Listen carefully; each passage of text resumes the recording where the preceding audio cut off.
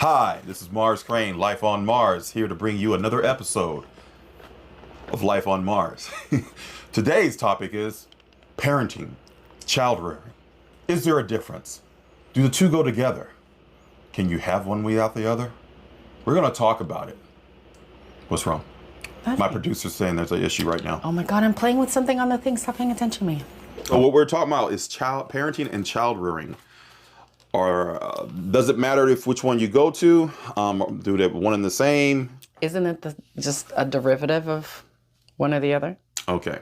So, you can go to the derivative. Okay. Pretty much parenting is saving their child. Like everything is pretty and safe and kind. And we're going to treat our kids better than what we had and give them everything that we didn't have. And it's that kind of thing and not teaching them the real woes of the world. And that's where child rearing or child developing comes in. Actually, you're correct. I found the definition. You're very smart.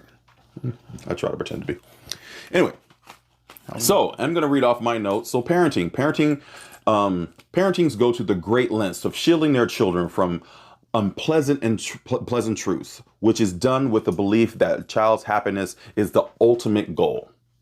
Now, we've seen a lot of parents do this. And when they're out in public and try to redirect their children, it's a huge fail. They don't know how to tell their kids no. They don't know how to redirect them. They feel like this whole crying it out to calm and the self-soothing thing. The self-soothing thing sometimes work, but it doesn't work for every child. And this whole parenting thing and just trying to guard them. We've seen this in these videos where you have a grown adult still acting like toddlers because no one ever told them no. No one has ever redirected them. And you see them, they throw in tantrum. It's just like a toddler. And that's what me and my wife has been talking about. A lot of these grown ass people are they're acting like toddlers. Just a tantrum and my feelings and everything. Whereas then you have adults who know how to act in society. They know how to abide by the rules. Like someone's asking something, they're nice, or they're emotional. They know how to hone those emotions and not lashing out and acting crazy. The same thing with a child. You just can't let a child throw a tantrum. You're in the store, yes, you're embarrassed, but then you're like, it's my child, whatever. No, control your child because you're gonna let this child grow up in society and they don't know how to act. They're probably gonna do some devilish shit. Don't know how to do things, just, what I'm talking about. I'm not trying to say it out loud, but just bad people in society. So child raising or rearing, I usually say child rearing, but my wife always says, We're going to rear our children. That's from Knocked Up. Thank you very much. Okay, so child raising or child rearing is helping your children process these events and emotions, which leads to stronger emotional intelligence. And that's what I believe in. Now, most parents in the United States, or I won't say United States, just most parents, they're thinking they're doing good by their kids by, we don't use the no word. Remember the show Working Moms? Yeah. We don't use the N word. Why would you use the N word with your children? Yeah, why would you? What do you mean? You just don't. And I forgot how it went. It's like the N word. Like, no, we mean no. Oh, you mean no. We're thinking, what the? No, you should definitely use the word no with your children. Then he said, what was the other one? And we don't use the C word. And the C word. Cunt? No, can't. This ideology is like some parents do this. Is like, wait, you don't tell your kids no. You can't say can't. Like, I don't get it. I don't understand it.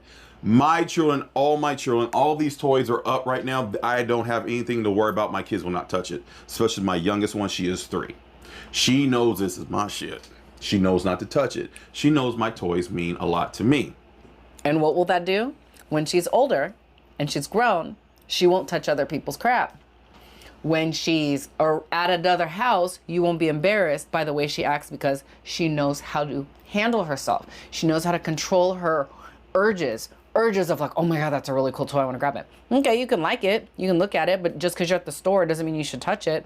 And I think that's what it is a lot of parents don't realize their kids are unruly and not very good for society until they're outside and they're seeing how bratty their kids are in relation to the other kids. And when they're like, hey, stop, and they don't stop and they go and hit another kid again for the 3rd time in a row. Yeah.